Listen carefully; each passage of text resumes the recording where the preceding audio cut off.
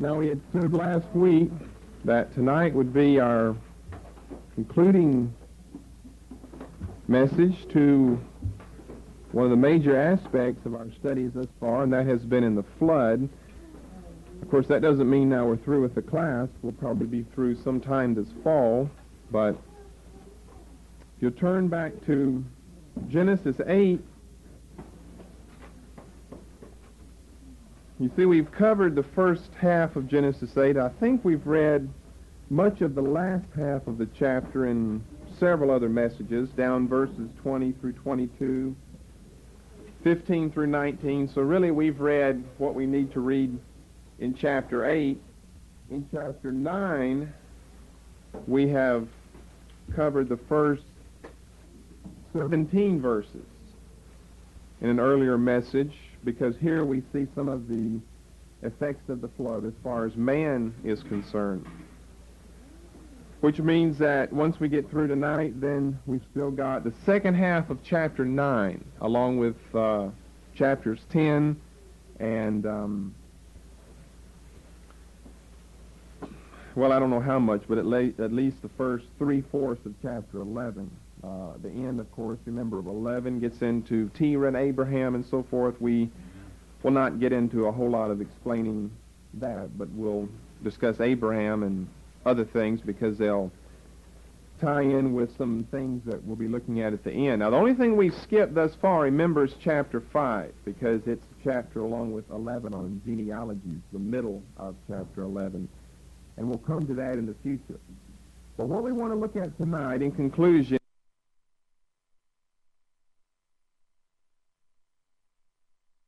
a very interesting subject of the search for Noah's Ark.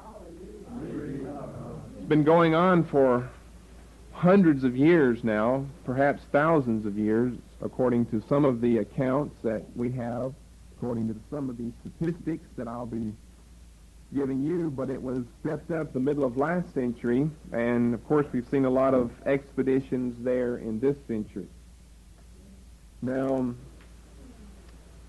any consideration of a search for Noah's Ark, which would imply that whoever the one is doing the searching, or generally, more than that, whoever it is who's financing the expedition, must have some glimmer of hope that the Ark is extant.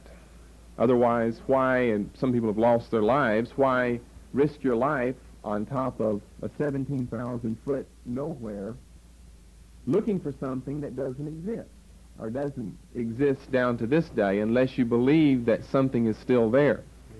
So that's the question. The question's not, are people searching for Noah's Ark? Obviously they are. But is Noah's Ark extant? Can it be found where people are looking for it today? And any study of a search for Noah's Ark takes us back to Genesis 8, where we have to find out, Noah's looking in Minnesota for the Ark. In other words, they must have gotten a clue of where, a general area of where to look for the Ark. No one's searching around here for Noah's Ark. Not that I've seen anyway. But we go back to Genesis 8 in verse 4, and we're introduced to Ararat, which becomes an important place ever since then. Ararat probably wasn't too important in Noah's day. Assuming they call it Ararat, they might have, they might not have, but assuming they called it Ararat, it wasn't so important except of it being the landing place for Noah's Ark. But ever since then, it's been a very famous area in extreme eastern Turkey. It's where it is found. Now, Ararat's mentioned here in the 4th verse. The ark rested in the 7th month, on the 17th day of the month, upon the mountains of Ararat. Now, Ararat appears twice in the Bible, once here in Genesis 8, once over in Jeremiah chapter 51. So we have to look at the occurrences of the word in the first place before we can proceed from there. Jeremiah 51 and 27, of course, this is one of Jeremiah's chapters on the judgment that's going to fall upon Babylon. And Jeremiah calls 3 nations to fight against the Babylonians, and one of these happens to be the kingdom of Ararat. Verse 27. Set ye up a standard in the land, and blow the trumpet among the nations. Prepare the nations against her. Call together against her the kingdoms, and he's going to list 3, all found right close together. The kingdoms of Ararat, Minai, Ashkenaz, appoint a captain against her and cause the horses to come up, so forth. Now those are the only 2 places in all of the Bible where we've got the English word as we see it, Ararat. However, there are 2 other places where the same Hebrew word occurs and it's been mistranslated, and we've been given the correct translation over in the margin, which you might want to make a note of and bring your marginal reading into the text. 2 Kings 19:37. We'll only look at this passage because the other one is an identical passage. And Isaiah 37:38. Both of these are speaking of the same event whenever Sennacherib in 701 had lost in his attempt to take Jerusalem and King Hezekiah. And he goes back to worship his gods and ends up being assassinated by 2 of his sons who flee to a certain area. And since both of them say the same thing, and in both accounts, I believe, you have Ararat in the margin, and you have the modern-day term, Armenia, in the text, which shouldn't be there because that's not what the Hebrew says. There was no such thing as Armenia at this time. But in both of these, you've got Armenia in the text and Ararat in the margin. And it came to pass as he was worshiping, and this is speaking of Sennacherib, in the house of Nisroch his god, that Adramelech and Sharezer his son smote him, speaking of Sennacherib, with the sword, and they escaped into the land of Ararat, and Esarhaddon his son reigned in his stead. So in other words, what I'm saying is we see it appearing 4 times in Hebrew Old Testament. Of course, it doesn't appear anywhere in the New Testament. And it's interesting that in all 4 texts, the name Ararat speaks of a country and not of a mountain or of mountains, plural.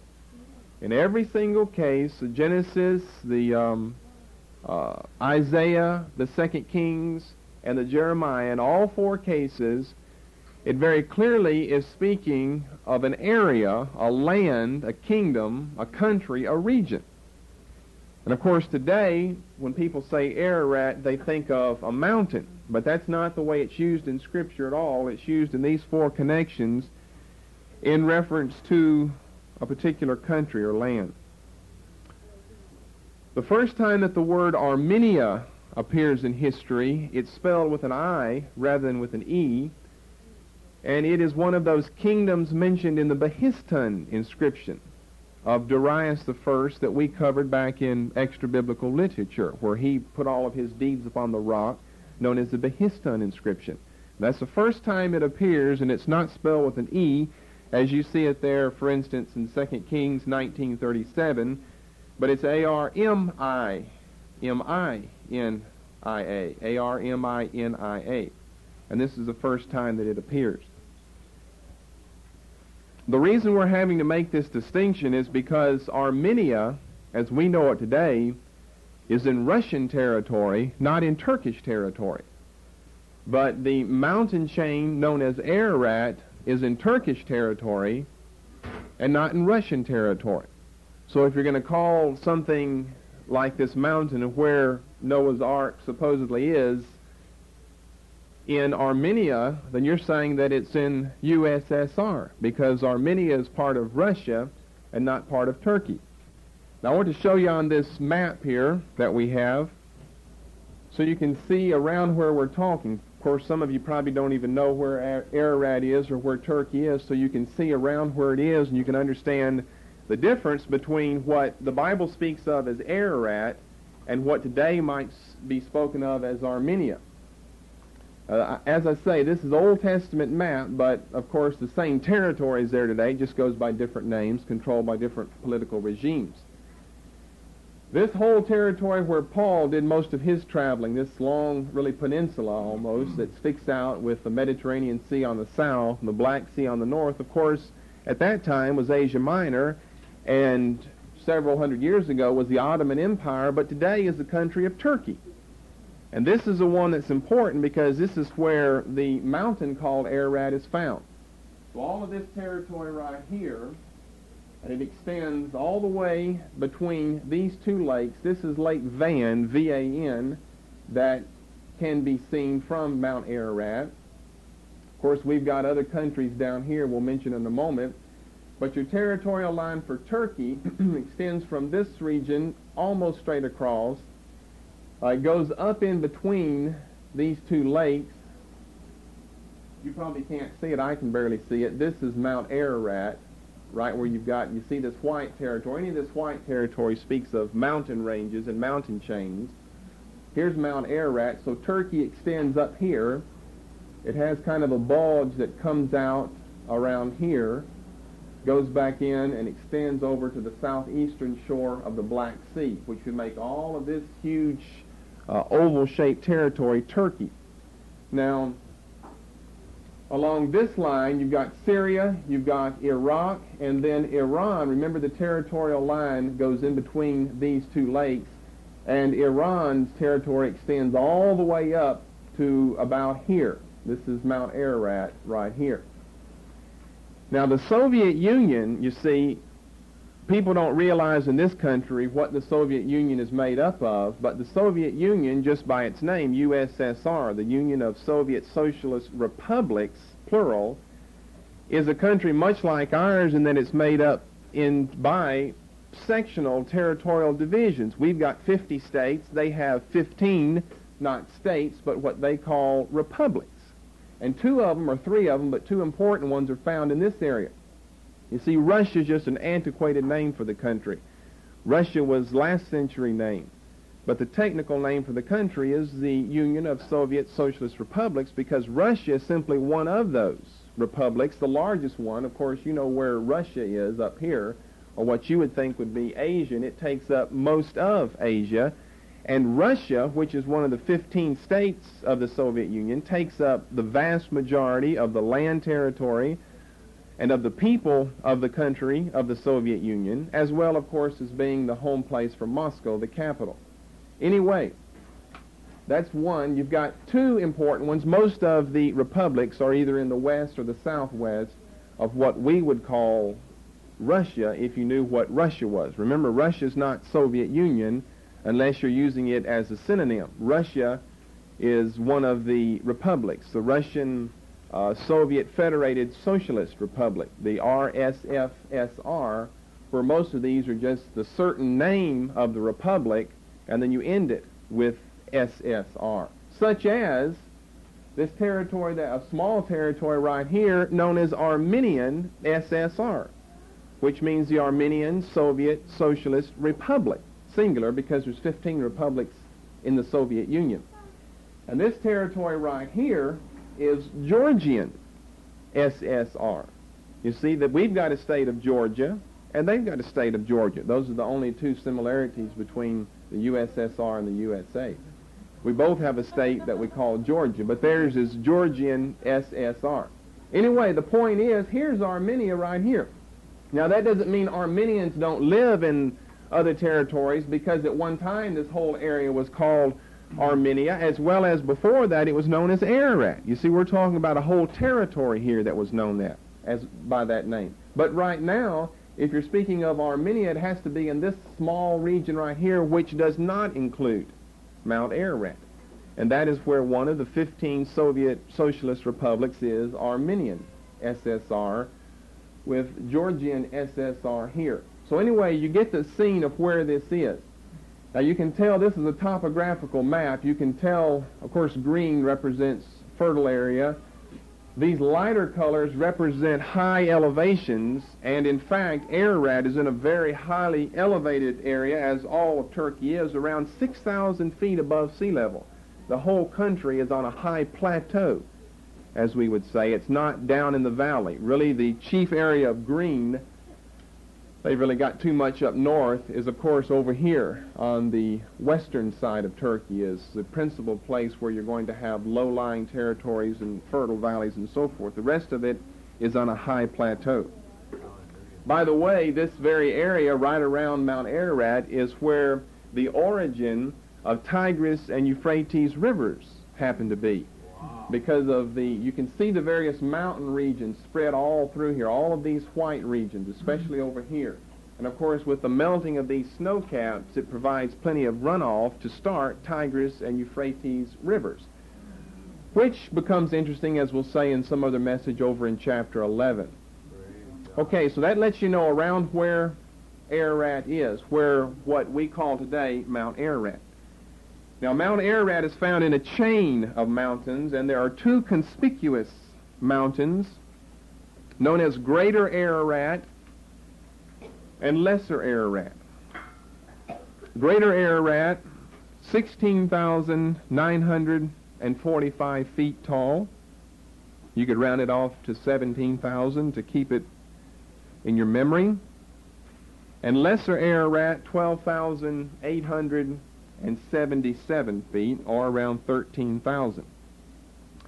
In other words, you've got around a 4,000 foot difference between Greater Ararat and its twin peak, which is right beside it, Lesser Ararat.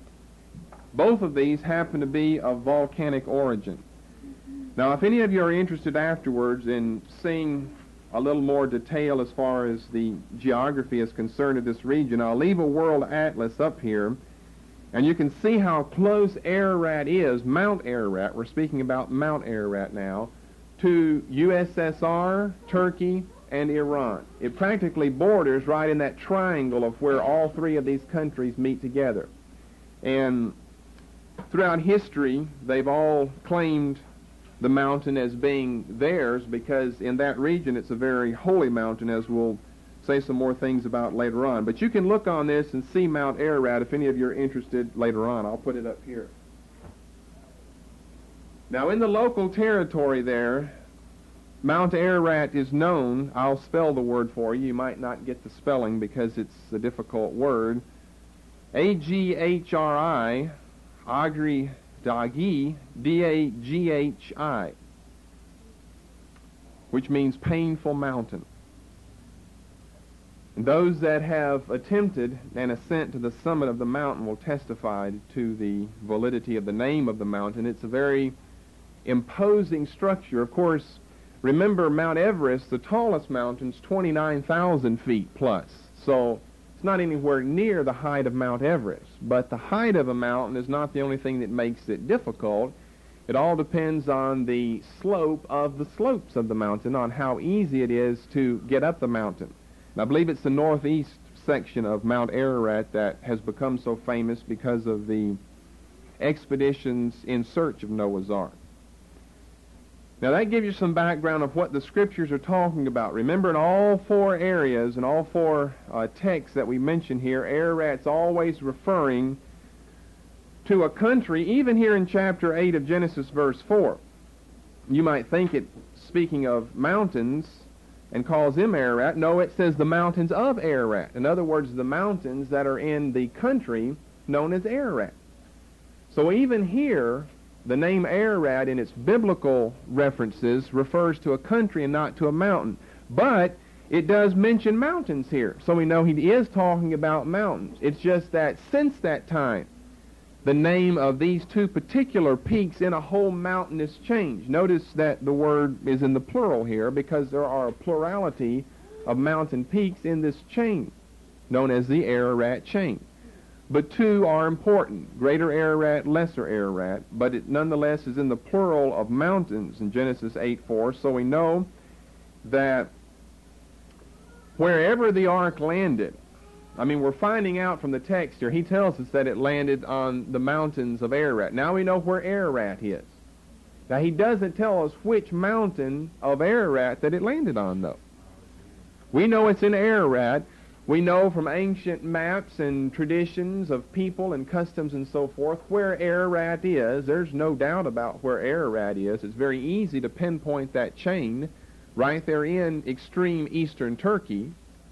But the Bible doesn't say, regretfully so, which of the plurality of mountains the ark landed on.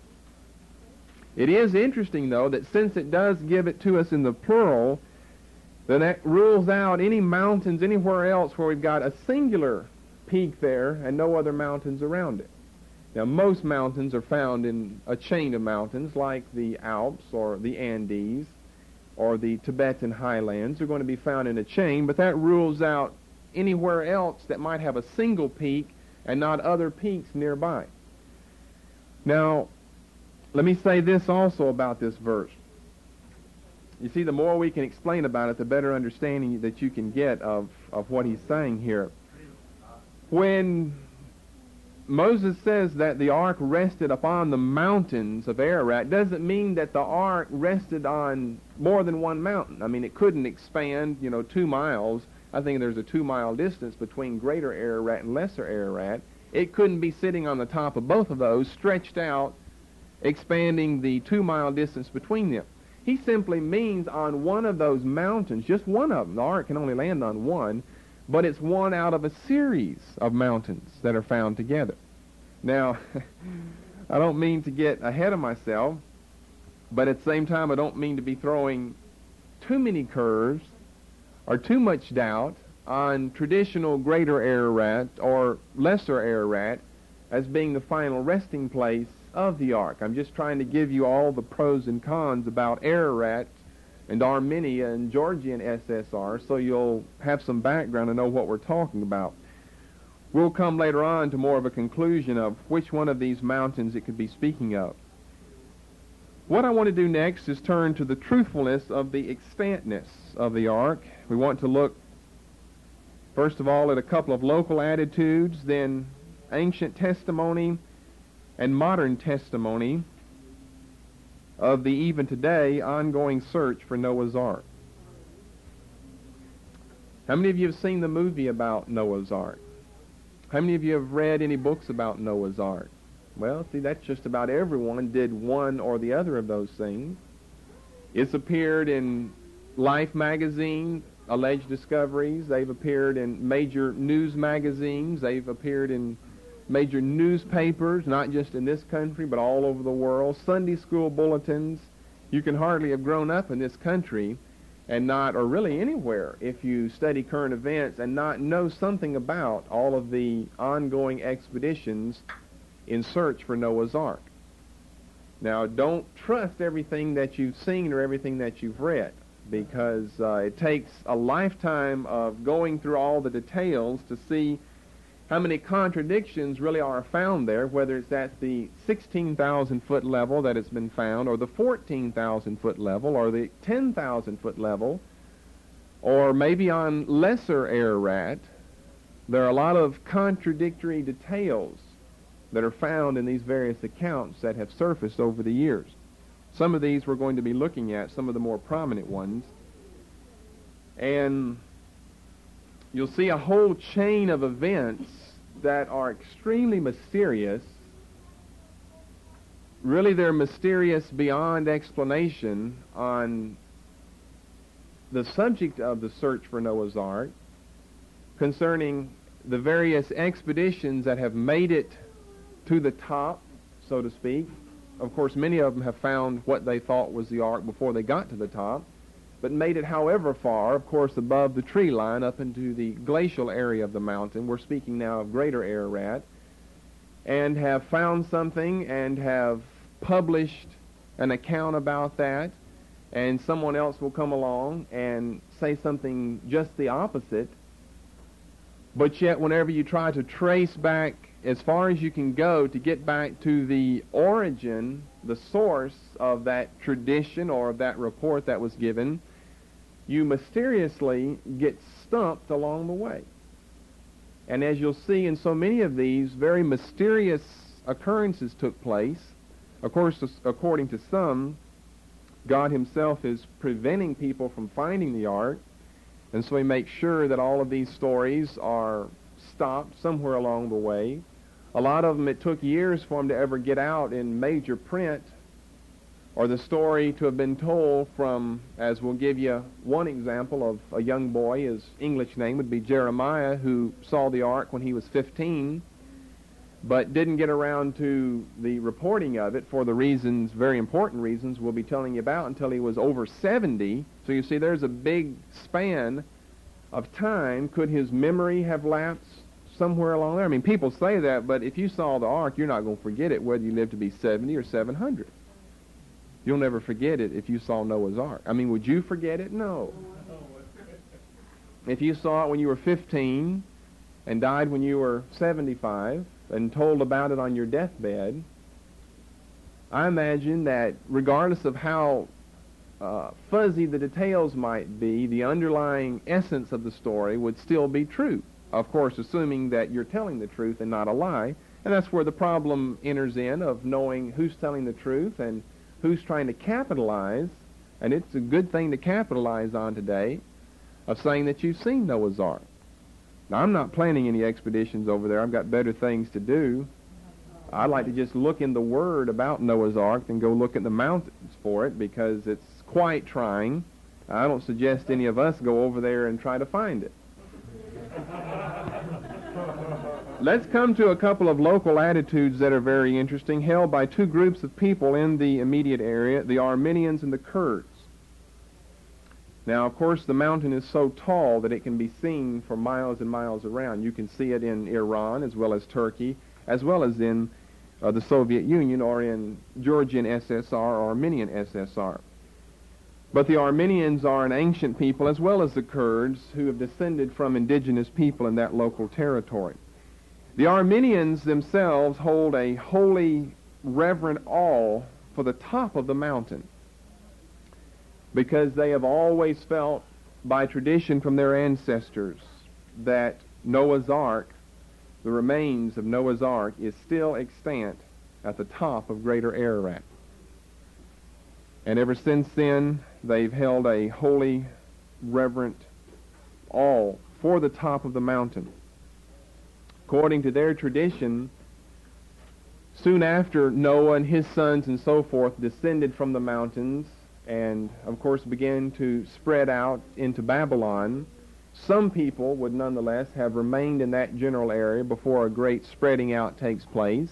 And according to their family traditions, their descendants, the Armenians, made yearly holy pilgrimages back up to Noah's Ark and to Noah's altar. Both of these figure in very importantly together, both the ark and the altar, both seen in Genesis 8, to make sacrifices and to make prayers to the God of Noah that had spared their righteous descendant, Noah, their forefather Noah. Of course, he's everyone's forefather. He doesn't belong to the Armenians any more than he belongs to the Americans, because he's the forefather of all of us. And then secondly, the Kurds, who are a wild, semi-nomadic Turkish group, the Kurdish people, in a similar manner, have a superstitious fear of the top of the mountain because they believe that supernatural heavenly powers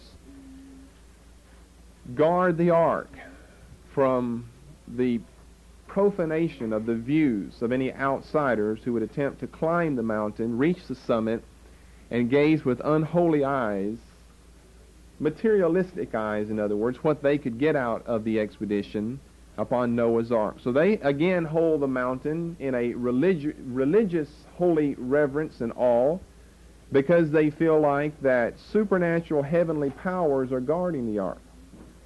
It was an early church tradition among the church fathers, who also believed very similar belief, that the angels of God were sent down from heaven to the top of the mountain, just like in Genesis chapter 3, where the cherubim were put in place of the garden to protect it so that Adam and Eve couldn't gain entrance again. In like manner, God sent holy angels down from heaven to guard the top of the mountain so that no one would ever be able to see Noah's Ark, especially outsiders. Now, if you're a local religious person and your forefathers for centuries have made holy pilgrimages up to the mountain, then of course you would be the only ones allowed to see Noah's Ark or the remains of the ark. Now let's come to some ancient testimony. It is very ancient. It goes back even centuries before the time of Christ, that the extant remains of Noah's Ark were in some manner preserved on top of Greater Ararat. As I say, we'll come to the question of which of the mountains later on. I want to begin by giving you a couple of quotes from the Jewish historian Josephus, who's writing during the time of the 1st century, really during the time of Christ, that general area. And it's remarkable what Josephus has to say. It's even more remarkable the way in which he says it. You would think that if it were some novel idea that was dreamed up by someone like Josephus or other Jews to capitalize on their great heritage that they had from Noah, that he would make a big thing about it in his writings. It only occurs 3 times in all of Josephus's thousands of pages of writing. I'm only going to read 2 of these, and both of them can be found in 1 sentence each, which would point to the fact that it was just an established fact. You see, you have to think about these things in testing the trustworthiness of the account.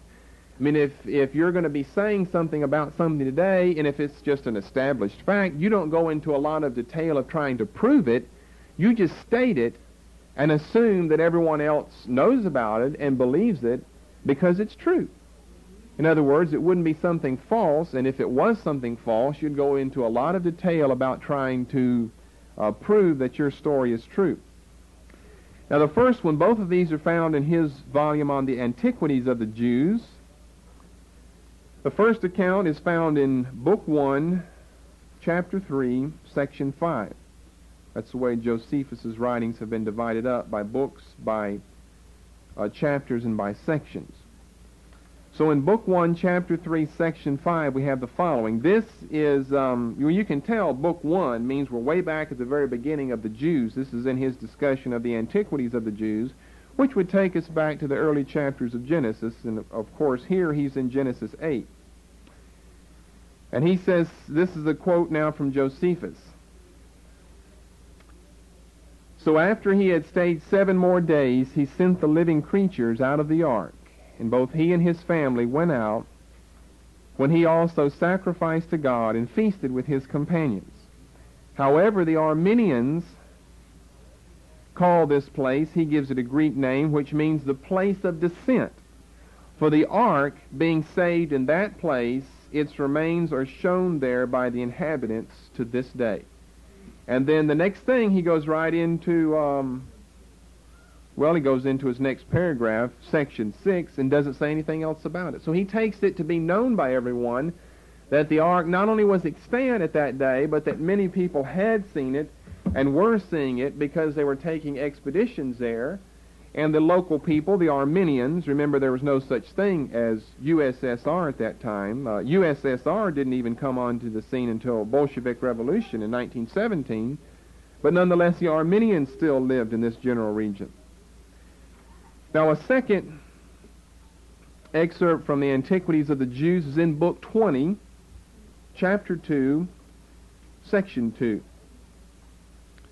Now, we're all the way down to the time of the New Testament. He's talking, I'm not going to explain everything that he mentions, but he's talking here in Chapter 1 and Chapter 2 here of Book 20 about King Agrippa and some of the procurators that have been sent by the Romans among the Jews. So he's talking now that not only does he live during 1st century A.D., but he's talking about that time period as well. So he sent for him and embraced him, speaking of various people I don't want to get into, after the most affectionate manner, and bestowed on him the country of Cari. It was a soil that bare almond in great plenty. There are also in it the remains of that ark, wherein it is related that Noah escaped the deluge, and where they are still shown to such as are desirous to see them. They, of course, speaking of the remains of the ark. And Josephus says down to 1st century A.D., the remains of the ark are still shown to those desirous to see them. Hallelujah. Now, what's so interesting about this is then he goes right on and passes on to another subject. He's not trying to labor the point as though it's a fictitious idea that he has to back up with a lot of reasoning. He assumes everyone knows that. He assumes that those that would be receiving his writings already know about Noah's Ark.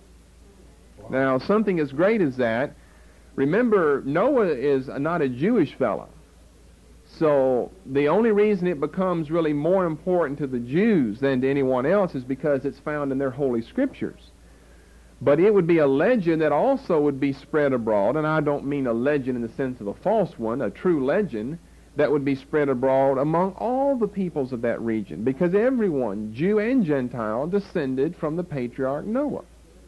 It's just that the Jews would hold it close to heart because the account 6, 7, 8, and 9 in Genesis would speak of this famous patriarch in their holy scriptures, and that would be the patriarch Noah. So in both of these places, Josephus takes for granted that people that are reading his writing know about the ark, and not only that, but more importantly, believe that what he's saying is true. That should you be desirous to see the ark, all you have to do is go there, and the local people will take you on an expedition up Greater Ararat and show you the remains of the ark. A second ancient testimony is from Bishop Faustus, Faustus, of Byzantium, in the mid-4th century A.D., who tells a story about a holy man by the name of Jacob.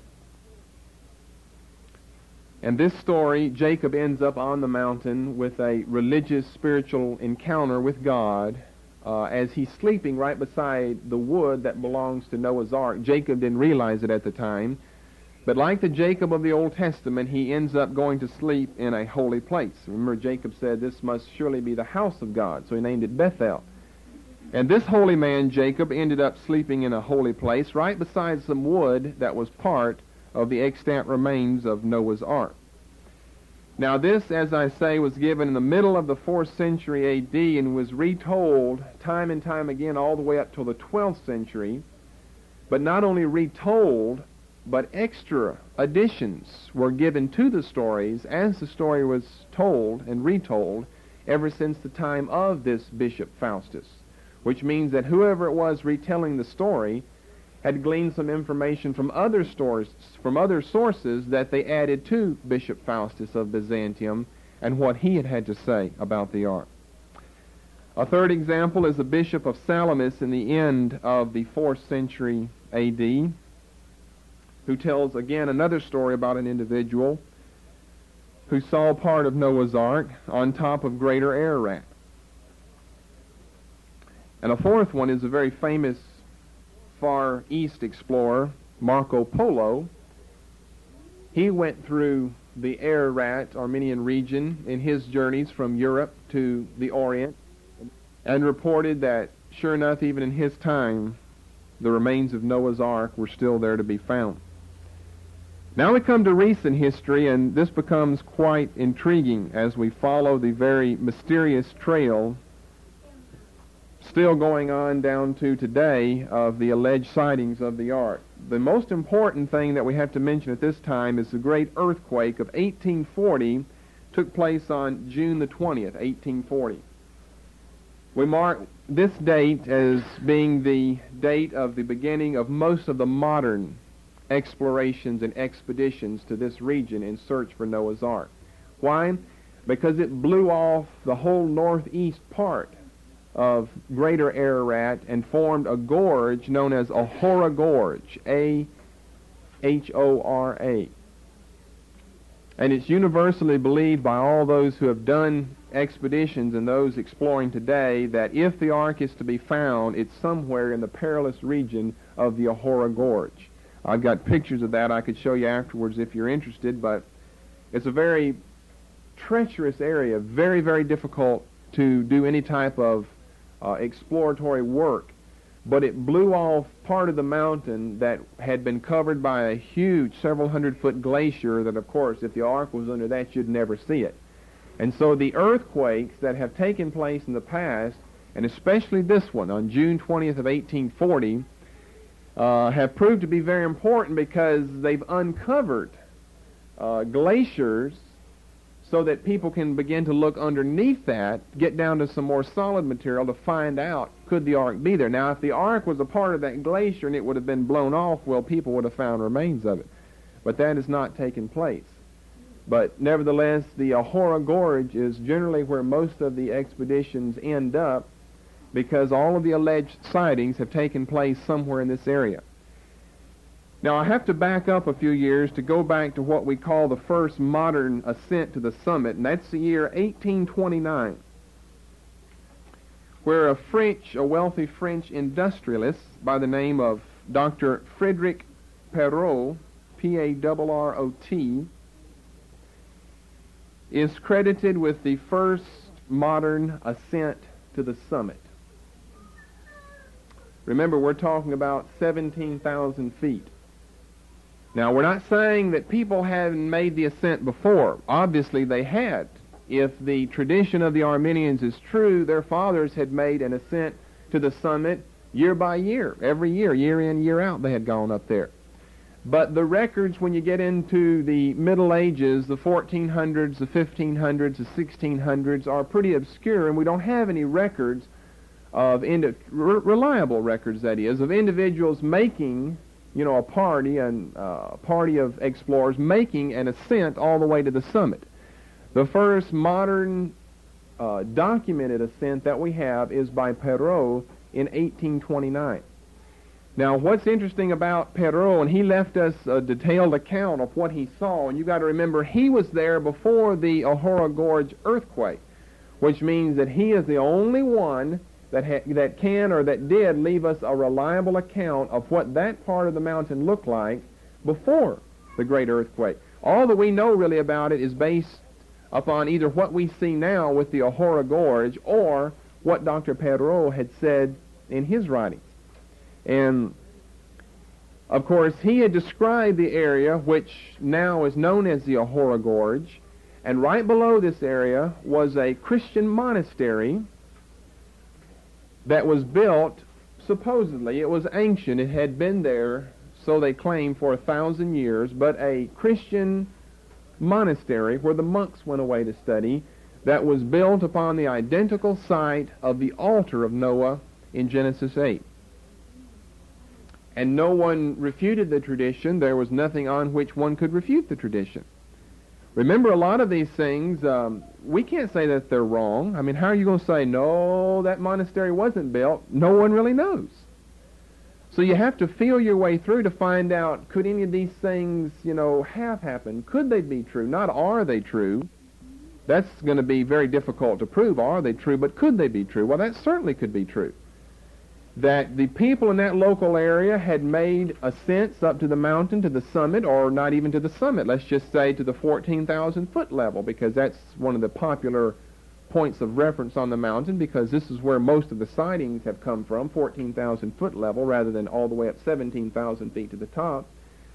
But who are we to say that since the forefathers of the people, the indigenous people in this area, did make pilgrimages up there, and just think about the religious people in Genesis 11. You know how superstitious they are.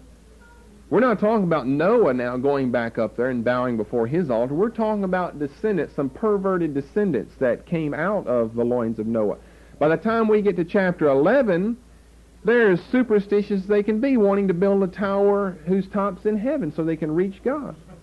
So this very easily, we're asking the question, could some of these things happen? Yes, they could have happened. And tradition would have gone on and on and on, people going up the mountain, making their holy pilgrimages there for however long they did, until finally Christianity comes on the scene, and we get some good old superstitious monks who go back to the same area, just like the Armenians and the Kurds, and build a monastery there. Now, whether the actual altar could still be sitting there or not, that's a little far-fetched to believe that the actual altar could be there, but something would have been there that would have been representative of that location, which would have been deposited there by all of the descendants of the early forefathers who had gone there so many times.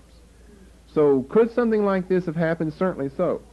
Anyway, this monastery that was built allegedly where the altar of Noah was completely destroyed. Every trace of it was destroyed by the earthquake in June 20 of 1840. And that's what's tragic, because they had, of course, any monastery, if you know anything about monasteries, have vast libraries of antiquated books. That's where some of our ancient manuscripts for New Testament have been found, like in St. Catherine's Monastery on Mount Sinai is where one of the important manuscripts was found that gives us a lot of the biblical text. Not all of it, but a lot of the biblical text. And this is something that monasteries were known for doing. What else can you do? You're a monk, you don't have a wife, no children. What can you do but sit around and read and write all day long? And that's what they did. They kept vast volumes and huge libraries right there, even in a small monastery. And what, of course, is tragic is, no doubt, since that's the monastery that was built supposedly right on the site of the altar of Noah, probably if anyone had a lot of ancient records about forefathers, it would have been those people. And what we find as we go down here, every time we come to a new event, something out of the ordinary happens to obscure the necessary or the needed references that we should have for ever going back far enough to finding something out about the ark. We come next of all to the year 1855.